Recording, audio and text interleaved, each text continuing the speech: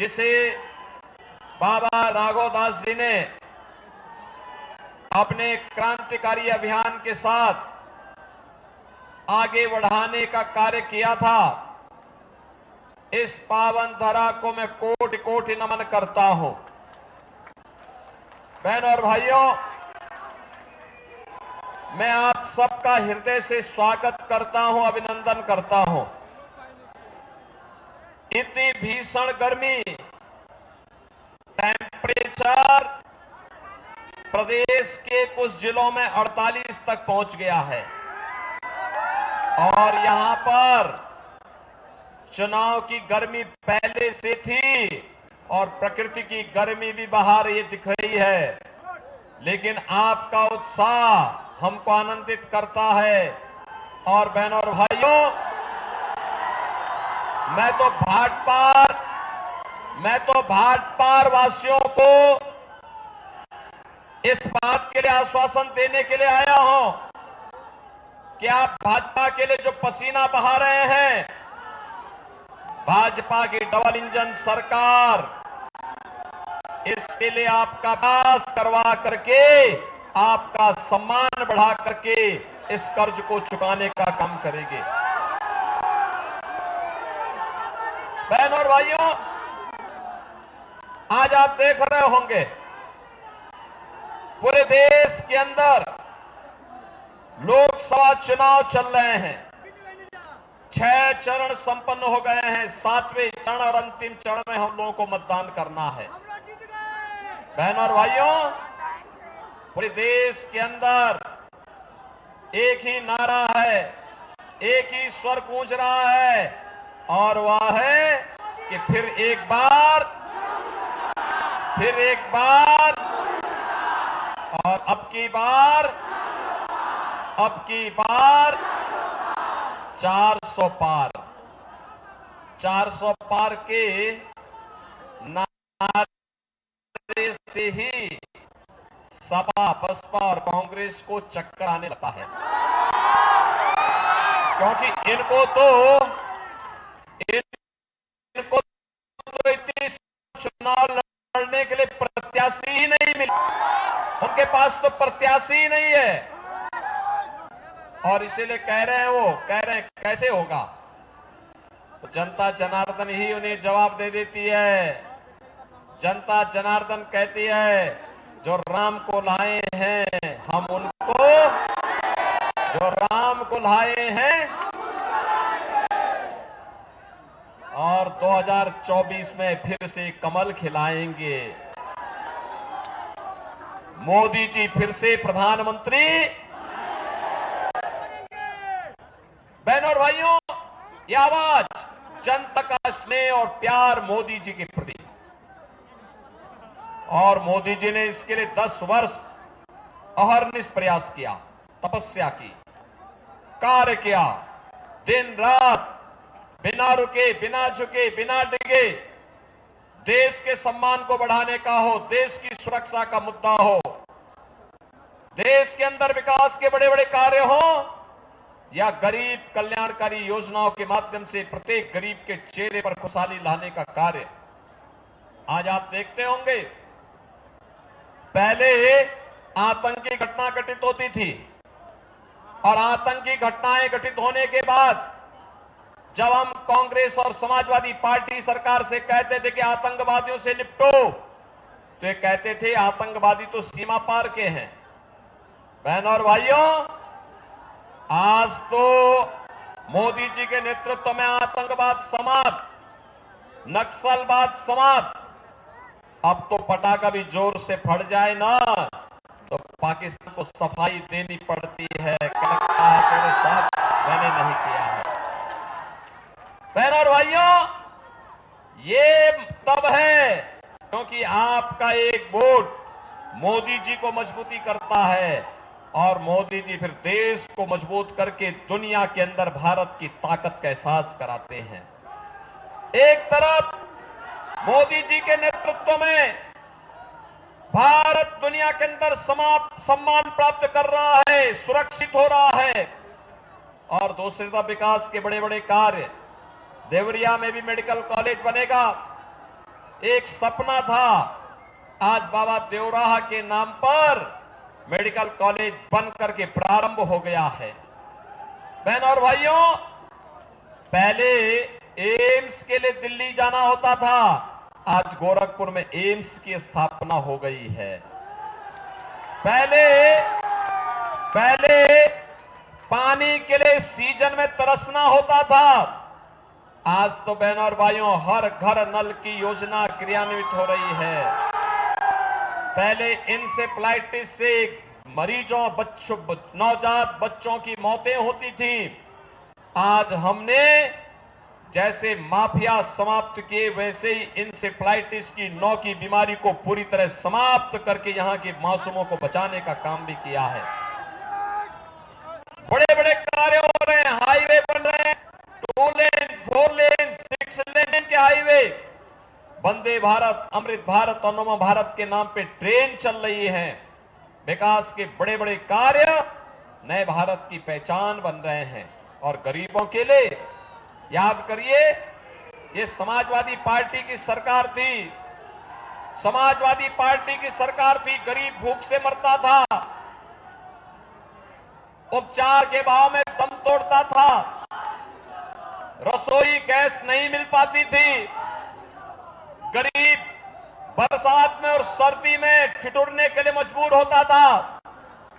आज बहनों और भाइयों, 80 करोड़ लोगों को भारत में राशन दे रहा है, 60 करोड़ लोगों को प्रतिवर्ष 5 लाख रुपए का मुफ्त में स्वास्थ्य का उपचार की सुविधा दे रही है, 12 करोड़ किसानों को किसान सम्मान निधि, 12 करोड़ घरों में शौचालय का निर्माण, 10 करोड़ गरीबों के घर में उज्ज्वला योजना का कनेक्शन और 4 करोड़ गरीबों के लिए प्रधानमंत्री मोदी जी ने आवास बनाए हैं। बहनों और भाइयों, मोदी जी की घोषणा है 4 जून को जब फिर एक बार मोदी सरकार बनेगी तो 70 वर्ष से ऊपर के प्रत्येक व्यक्ति के लिए फ्री में 5 लाख रुपए प्रति वर्ष का आयुष्मान का कार्ड उपलब्ध करवाएंगे। मोदी जी की घोषणा है कि 4 जून को जब फिर एक बार भाजपा की सरकार बनेगी, मोदी सरकार बनेगी, तो बचे हुए गरीबों के मकान भी बन जाएंगे।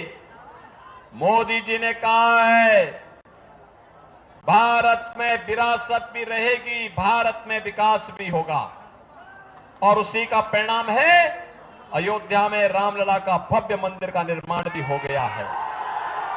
बहनों और भाइयों, एक तरफ विरासत भी और विकास भी, सुरक्षा सम्मान भी, गरीबों का उत्थान भी, और दूसरी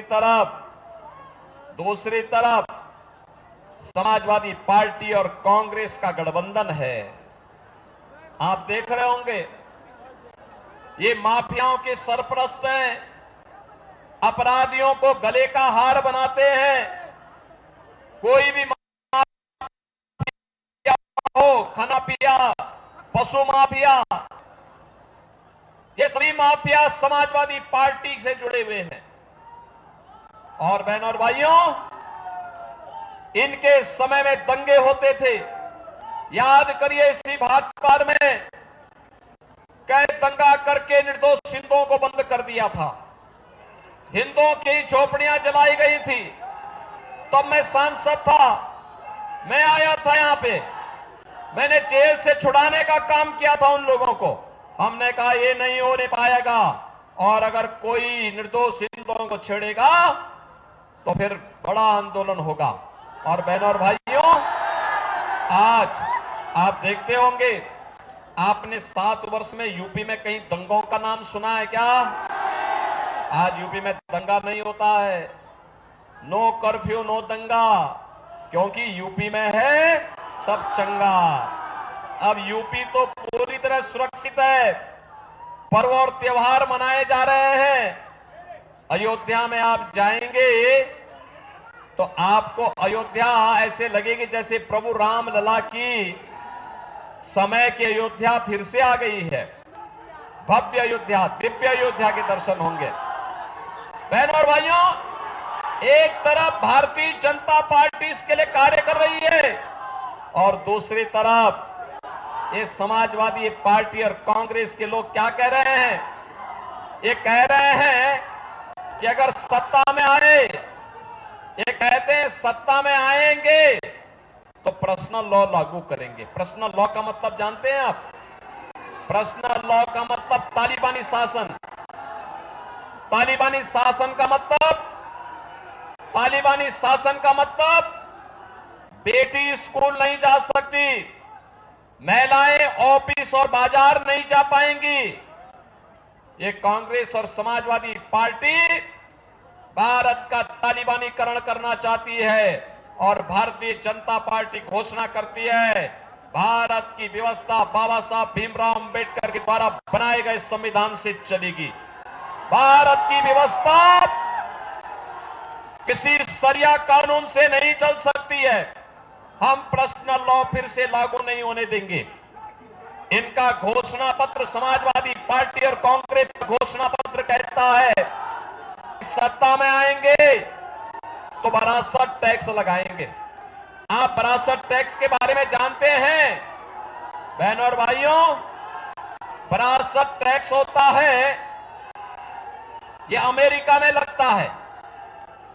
अमेरिका में संयुक्त परिवारों की परंपरा ना के बराबर है। हमारे यहां तो संयुक्त परिवार है, बाबा भी, दादी भी, मां भी, पिता भी, सब एक परिवार में एक साथ रहते हैं, लेकिन वहां पर एक परंपरा बहुत कम है। बहनों और भाइयों, हमारे यहां अगर बाप दादों ने कोई संपत्ति अर्जित की है तो अपने आप ही वो पुत्र के नाम पर आ जाती है। लेकिन कांग्रेस कहती है, समाजवादी पार्टी कहती है कि अगर सत्ता में आए तो सत्ता में आने पर वह विरासत टैक्स लगाएगी। विरासत टैक्स का मतलब आधी प्रॉपर्टी ये लोग ले लेंगे और फिर उस प्रॉपर्टी में, जैसे 4 घर का कमरे का कोई घर है, आपके ग्रैंडफादर ने, आपके दादा ने बना के दिया है। अब ये क्या कहेंगे? कहेंगे कि ये 4 घर का है, आधा घर आपको, यानी 2 कमरे आपको विरासत टैक्स में वापस करने पड़ेंगे और फिर वहां पर किसी पाकिस्तानी, किसी बांग्लादेशी, किसी अफगानिस्तानी मुसलमान को बसा देंगे। आप इसको स्वीकार करेंगे क्या? क्या स्वीकार करेंगे क्या?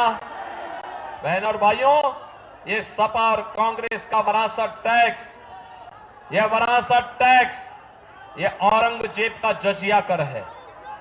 औरंगजेब मुगलों का सबसे क्रूर बादशाह हुआ था। उसने काशी में भगवान विश्वनाथ के मंदिर को क्षतिग्रस्त किया था। उसने मथुरा में भगवान कृष्ण की जन्मभूमि के मंदिर को क्षतिग्रस्त किया था। उसने हिंदुओं पे जजिया कर लगाया था और जजिया कर लगा करके उसने हिंदुओं से कहा था जजिया कर दो नहीं तो मुसलमान बनो। आज ये औरंगजेब की आत्मा कांग्रेस के अंदर घुस चुकी है, समाजवादी पार्टी के अंदर घुस गई है। बहनों और भाइयों, कोई शरीफ मुसलमान भी अपने पुत्र का नाम औरंगजेब नहीं रखता, क्योंकि औरंगजेब ने पहले भाई की हत्या की, फिर अपने बाप को जेल के अंदर बंद कर दिया था। बहनों और भाइयों, औरंगजेब का बाप शाहजहां कहता है अपने पुत्र के बारे में कि तुझ जैसा कमबख्त पुत्र किसी को पैदा न हो, तूने जीते जी मुझे एक एक बूंद पानी के लिए तरसाया है। इससे अच्छे तो हिंदू हैं, अपने बड़े बुजुर्गों का सम्मान करते हैं और मरने पर उनको श्राद्ध और तर्पण के माध्यम से जल देने का काम करते हैं। बहनों और भाइयों, ये औरंगजेब की आत्मा ये समाजवादी पार्टी और कांग्रेस के अंदर घुस गई है। हमें औरंगजेब को फिर से जिंदा नहीं होने देना है और इसीलिए मैं आज आपके पास आया हूं। इसीलिए हम लोग आए हैं। इस जितने भी लोग हैं, कांग्रेस, समाजवादी पार्टी, बहुजन समाजवादी पार्टी, ये लोग भारत के मूल्य और आदर्शों के विरुद्ध आचरण कर रहे हैं, भारत की आस्था के साथ खिलवाड़ कर रहे हैं, भारत की सुरक्षा के साथ खिलवाड़ कर रहे हैं। और इसीलिए मेरी आप सबसे अपील है, श्री रविंद्र कुशवाहा आपके लोकप्रिय सांसद हैं, सवा कुंवर उनके साथ में विधायक हैं, श्रीमती विजय लक्ष्मी गौतम सलेमपुर से विधायक भी है और साथ साथ प्रदेश सरकार की मंत्री भी है। और मेरी आप सबसे अपील होगी, आपका आशीर्वाद एक बार फिर से कमल चुनाव चिन्ह पर रविंद्र कुशवाहा को प्राप्त हो। बहन और भाइयों, रविंद्र कुशवाहा को जो वोट आपका मिलेगा, जो वोट आपका रविंद्र कुशवाहा को प्राप्त होगा कमल चुनाव चिन्ह पर, वह वोट सीधे मोदी जी के पास जाएगा और फिर एक बार मोदी सरकार बनाने में योगदान देगा। बनाएंगे, बनाएंगे। भाई वो बेटी, वो एक बच्ची है, वो फोटो लेके खड़ी है, उसको अंदर यहां मंच से बुला दो।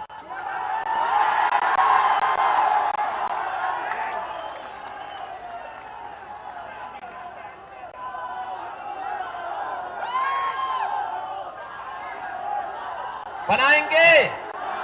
रविंद्र कुशवाहा चुनाव जीत के जाएंगे। कल और परसों 2 दिन का समय है। ये 2 दिन का समय देश के लिए देंगे। इसके लिए आपको 25-25 घर जाना होगा। जाएंगे।